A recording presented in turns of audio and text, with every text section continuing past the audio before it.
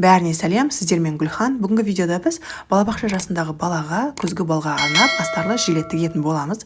Ендеше бастайық. Ең бірінші бізге негізгі мата, астарлы мата және түсіне сай 3 түйме қажет болады. Неше метр қажеттігін, қандай мата таңдау қажеттігін описание бөліміне жазып қалдырамын.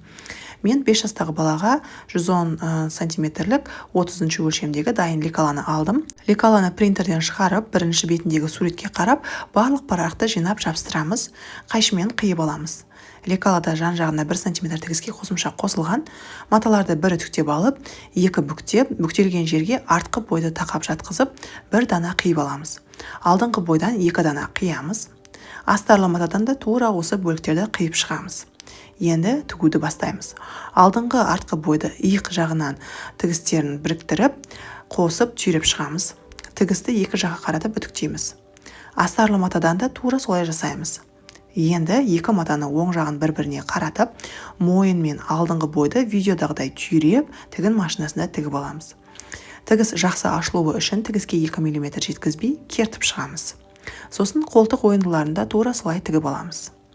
Қолымызды екі мата ортасына салып, иықтан өтіп, бұйымды оң қаратамыз. Бір үтіктеп аламыз. Енді жан тігістерін қосайық. Ол үшін негізгі матаны негізгі матамен, астарлы матаны астарлы матамен қосып, түйреп тігіп шығамыз. Екінші жан тігісін астарлы матадан қосатын жерінен 10 см жерді тікпей қалдырамыз. Ол бізге оң қаратуға қажет болады. Енді астыңғы бөлікті толықтай түйреп тігіп шығамыз. Жаңағы тікпей қалдырған жерден киімді оң қаратамыз. Бір үтіктеп аламыз. Мына жерді енді түйреп, шетіне 1 мм жеткізбей тігіп аламыз. Лекаладан түйме ілмек орындарын анықтап сызып аламыз. Түйменің диаметріне 5 мм қосып, 3 ілмекті петля етіп тігеміз. Ілмек петля тігу толық видеосын описание бөліміне және видеоның жоғары жағына қалдырамын. Сол жерден қарап, видеодағыдай тігіп шығамыз. Түймелерді қолмен тігіп, бір үтіктеп аламыз. Осымен жилеткамыз дайын.